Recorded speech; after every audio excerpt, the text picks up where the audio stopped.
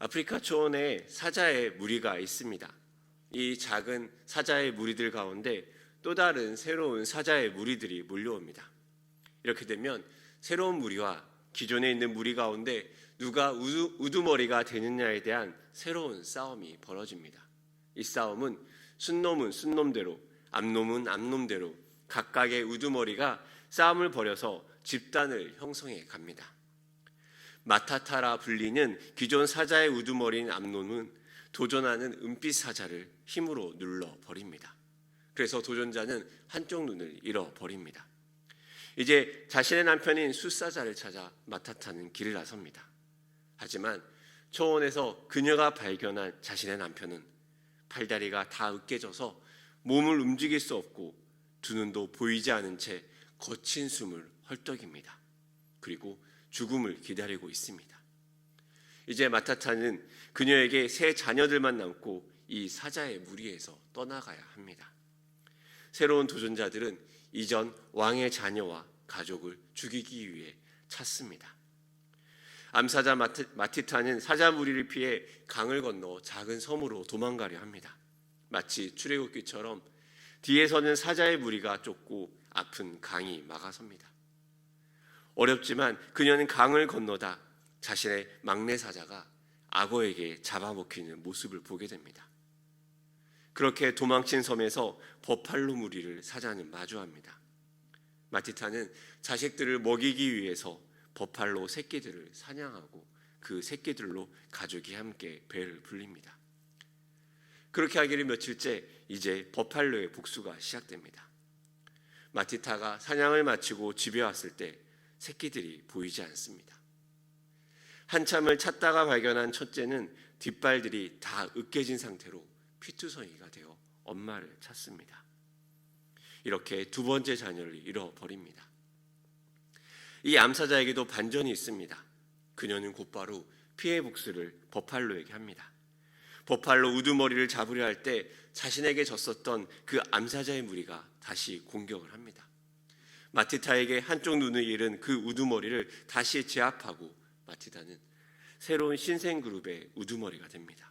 그리고 버팔로 우두머리를 제압하고 그때 잃어버린 둘째 사자도 찾게 됩니다.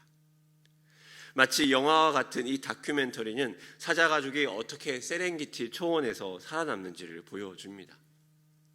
이렇게 정글의 이야기로 들어가게 되면 결국에 남는 것은 힘입니다. 이렇게 한 시대를 풍미했던 사자왕도 나이가 들면 그 다음 후대의 사자에게 밀립니다. 그렇게 힘에서 밀린 사자는 다시 혼자가 되어 결국에는 쓸쓸한 죽음을 맞이하게 됩니다. 이른바 정글의 법칙입니다. 우리가 사는 이 땅도 정글의 법칙이 지배한다고 이야기합니다. 그래서 어느 직장인의 모임에서는 이렇게 얘기합니다. 직장에서 아군은 없다. 절대로 나의 약점을 다른 사람에게 이야기하지 마라. 그 사람은 너의 약점을 이야기하기보다 너의 약점을 끝까지 붙들고 늘어질 것이다. 누구에게도 마음을 나누지 마라. 그 사람은 너의 마음을 가지고 너의 뒤통수를 칠 것이다. 어떻게 보면 씁쓸하고 어떻게 보면 살벌하기까지 합니다. 그리고 이러한 살벌한 세상은 비단 오늘만의 이야기는 아닐 것입니다. 오늘 본문에서 다윗이 말하는 이야기가 있습니다. 다윗의 이야기를 들어보기 원합니다. 오늘의 시편은 크게 네 부분으로 나뉘어집니다. 1절에서 2절까지는 묻고 답하고 3절에서 5절은 악인의 모습이 나오며 그리고 6절부터 9절까지는 그들에 대한 강구와 비유가 나옵니다. 그리고 이에 대한 반응으로서 10절과 11절이 이어집니다. 즉 본문의 구조상으로 보면 질문에 대한 대답과 이에 대해서 일어나고 있는 현상이 나타납니다. 그리고 하자인 다윗이 원하는 비유 그리고 이에 대한 사람들의 모습이 나옵니다. 그렇다면 다윗이 묻고 있는 것은 무엇입니까? 오늘 본문 1절의 말씀입니다. 통치자들아 너희가 정의를 말해야 하거늘 어찌 잠잠하냐. 인자들아 너희가 올바르게 판결해야 하거늘 어찌 잠잠하냐.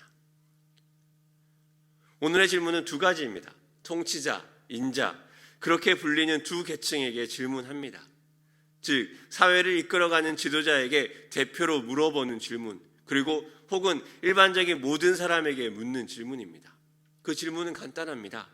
정의를 말해야 되는데 왜 잠잠하냐? 올바른 게 무엇인지 아는데 왜 잠잠하냐?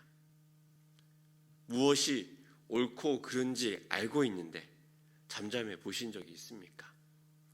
사실 옳은 것들 향해 달려가고 옳은 것들을 주장하는 것에 있어서 우리는 두려움이 있습니다. 우리나라 사회에서는 이른바 튀는 사람이 정을 맡는다고 이야기하지 않습니까?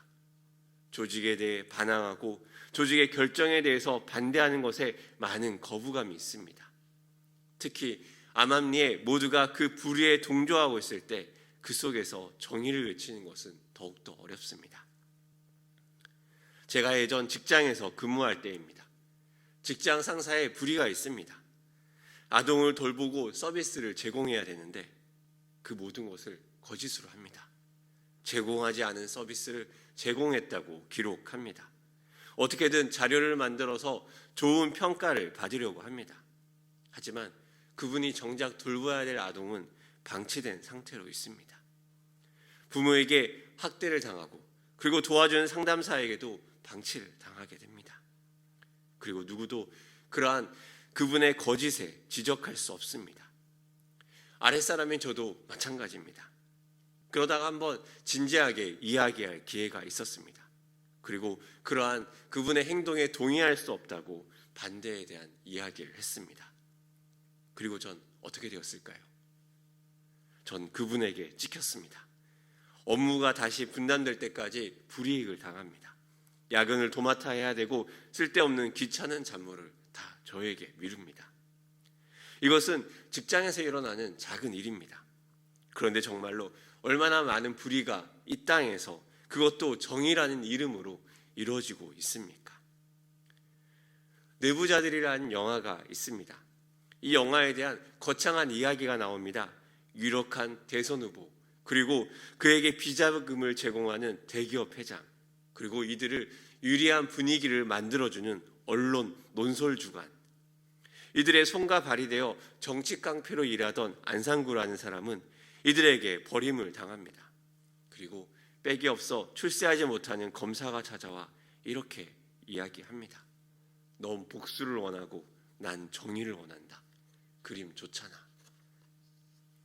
실제로 보여주는 것이 전부가 아닌 그 내부 안에 어떤 일이 일어나는지를 보여줍니다.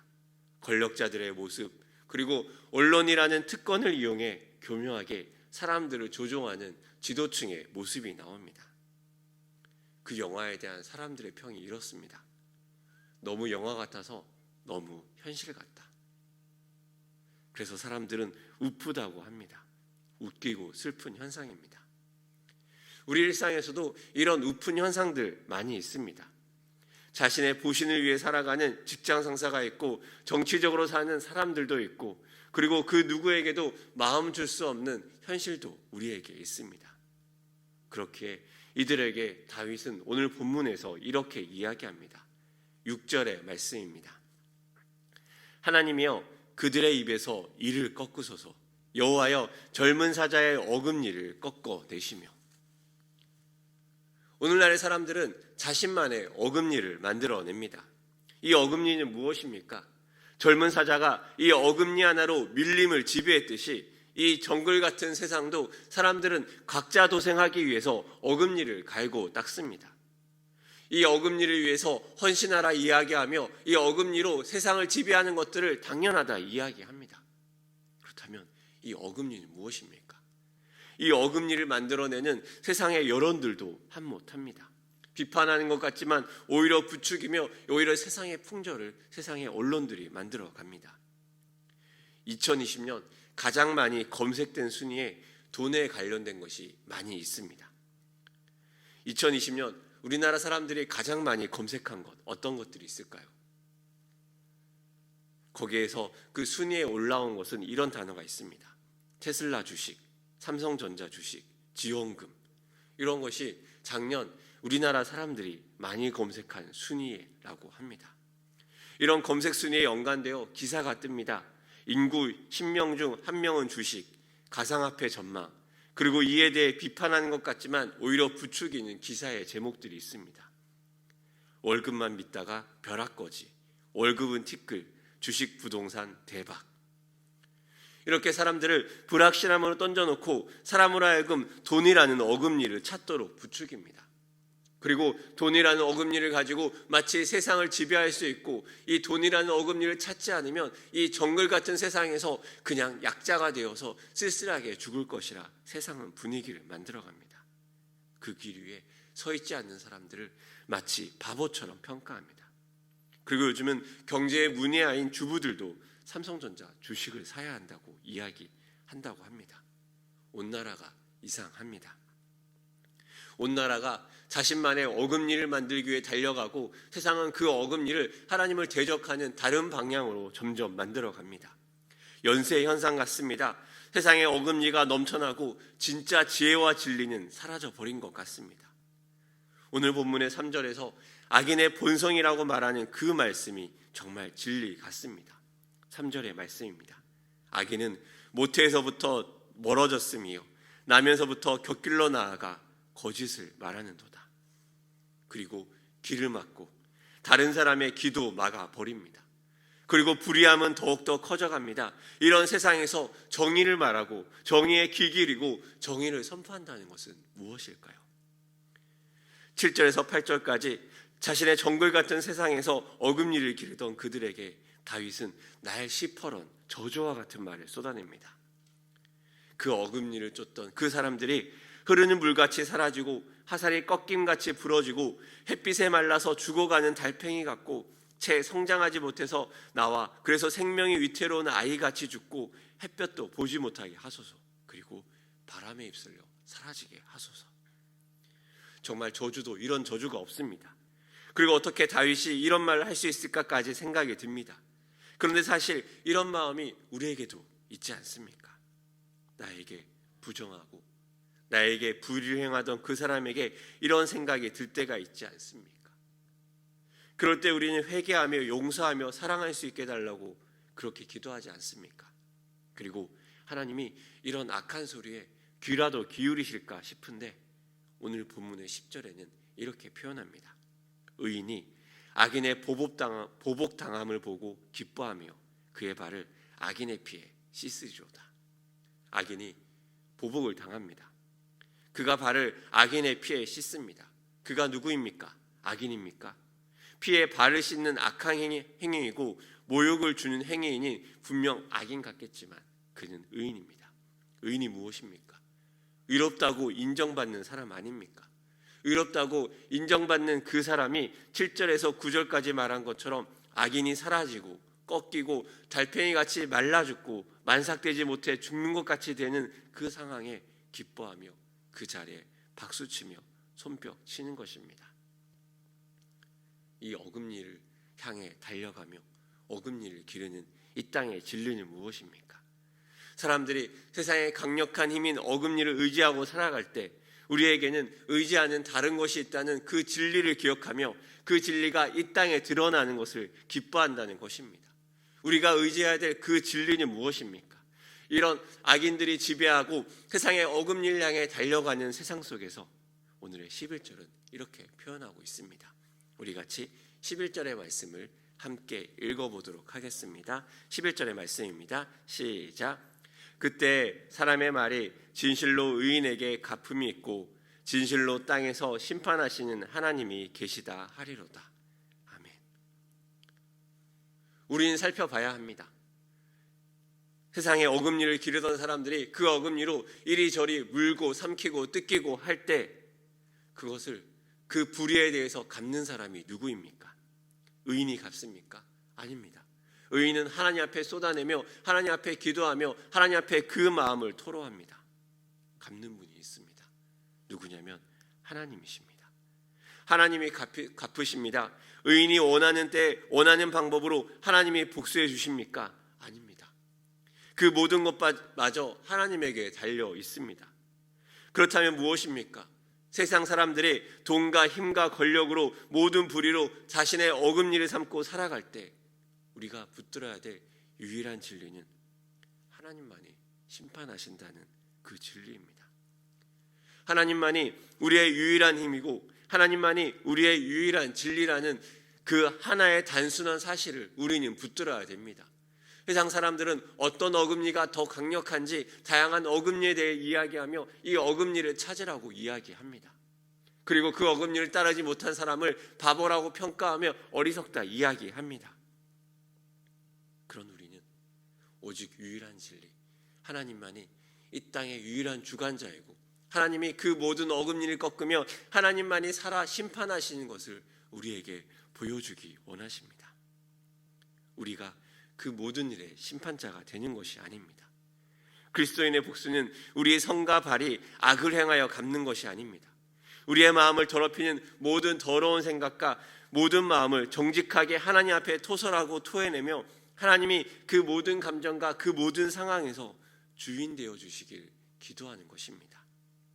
그리고 그때 하나님은 그 모든 불의에서 통치하고 다스리는 하나님의 은혜와 능력을 이 땅에 보여주실 것입니다.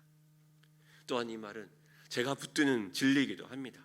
억울하고 애매하게 고난받으며 이 땅을 살아가는 우리 모든 그리스도인들에게 하나님이 주시는 말씀입니다. 우리 손에 피를 묻히는 것이 아니라 우리의 마음에서 악한 감정을 씻어내며 우리의 눈이 심판자 되시는 하나님을 인정하며 우리의 어금니를 세상 사람들이 말하는 것을 우리의 어금니로 삼는 것이 아니라 오직 하나님만을 우리의 유일한 주인으로 인정하며 살아가는 것입니다. 불의는 계속해서 판을 칠 것입니다.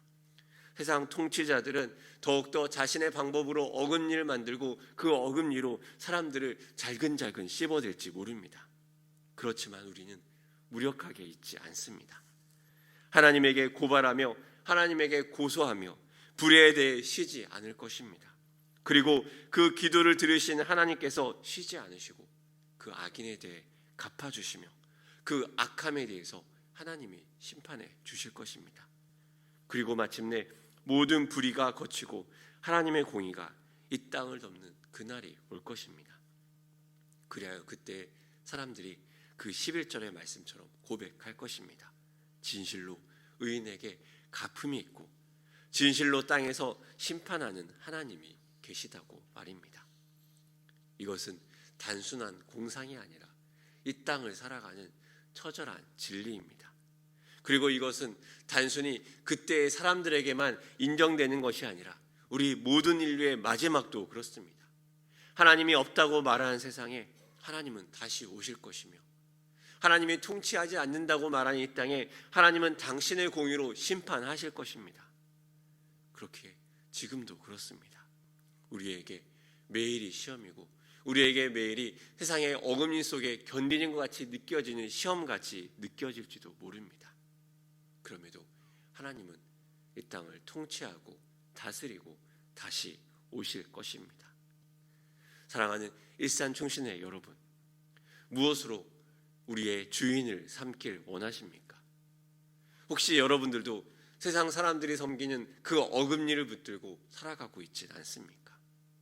아니면 이 땅에서 통치하고 다스리는 그 유일한 하나님을 우리의 주인으로 삼고 그 주인 되신 하나님 앞에 엎드리며 토설하며 내 마음을 씻어내며 하나님이 심판하실 것을 믿음으로 바라보고 있습니까? 오늘 하루를 그 주님의 손에 올려드리며 그 하나님을 나의 주인으로 삼으며 그 하나님의 공의로 달려가시는 여러분 되시기를 축복합니다.